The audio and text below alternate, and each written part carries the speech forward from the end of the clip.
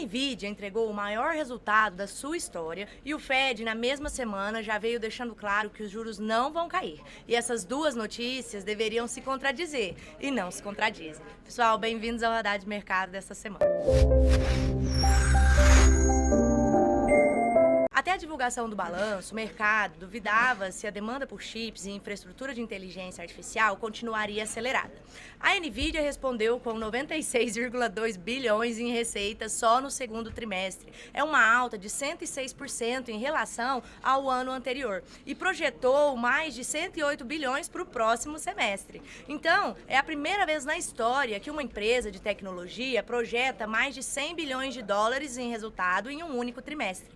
E a ação subiu 8,7% em um único dia. A demanda por inteligência artificial é real e está acelerada. Mas, na mesma semana, no simpósio anual do Fed, em Jackson Hole, onde o Banco Central americano sinaliza a direção dos juros, o recado foi claro. O índice de inflação preferido do Fed, o PCE, está em 3,7% ao ano, quase o dobro da meta de 2%. Isso significa que o custo de capital lá nos Estados Unidos vai continuar elevado e o crescimento real de receita e preço justo para pagar por esse crescimento são duas perguntas diferentes. E o mercado respondeu, por enquanto, só a primeira. O mecanismo que conecta os dois dados é bem direto. Quando o custo de capital é alto, os lucros que a empresa vai gerar no futuro valem menos hoje. A Nvidia cresceu 106% de receita, mas a ação negocia a múltiplos quantas vezes o lucro atual que o mercado já está pagando, tá?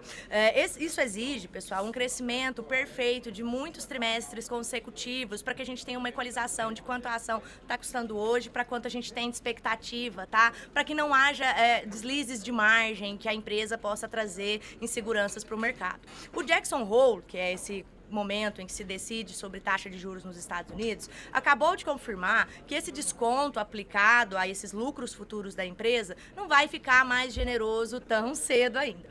No Brasil, o mesmo raciocínio se aplica a quem está comprando na euforia, sem olhar o que está por baixo ali do gráfico, tá? O erro dessa semana é ver a Nvidia subindo 9% e o Ibovespa em 7 altas seguidas, voltando ali para os 174 mil pontos e concluir que já é hora de girar o patrimônio inteiro para ações. Pessoal, não é bem assim. No caso da tecnologia, o crescimento é real, o preço pode não ser, tá? Por quê? No caso do Ibovespa, a gente já tem um rally que foi movido por apostas de curto prazo no mercado financeiro que estão vinculadas aos resultados eleitorais, às expectativas para os próximos dias. Não necessariamente por uma melhora de fundamentos fiscais, tá?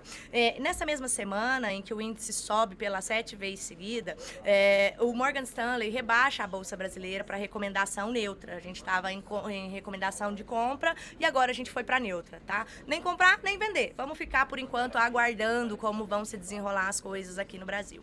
O capital institucional estrangeiro de longo prazo e o fluxo especulativo de curto prazo chegaram a conclusões opostas sobre o mesmo ativo, tá? Quando a gente olha as carteiras em momentos assim, o que mais aparece é a confusão entre um movimento que é de um ativo específico e a quantidade ali, a qualidade do preço que está sendo pago por ele. Pessoal, o Nvidia é um ativo incrível, mas ele já está alavancado há bastante tempo. Então, entregar esses resultados excelentes meio que não é mais do que a obrigação da empresa, tá? Então, são dois movimentos para a gente pensar, tá? O primeiro, antes de comprar qualquer ativo de tecnologia em euforia, a pergunta não é se a empresa é boa, é quantos anos de crescimento perfeito ela vai precisar sustentar para justificar o preço que ela já tem hoje, tá? E esse raciocínio vale para qualquer carteira.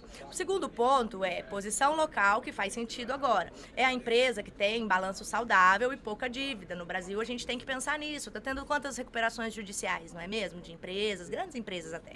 Ou em rendas fixas que travam uma remuneração real antes que o ciclo eleitoral comece a mexer demais com os patamares de risco do mercado, tá bom, pessoal? Então, esse crescimento real de receita, preço justo, essas são perguntas diferentes, mas é super importante que você não confunda elas para poder tomar as decisões na sua carteira. Pessoal, esse foi o Radar de Mercado dessa semana. A gente fica por aqui. Tchau, tchau.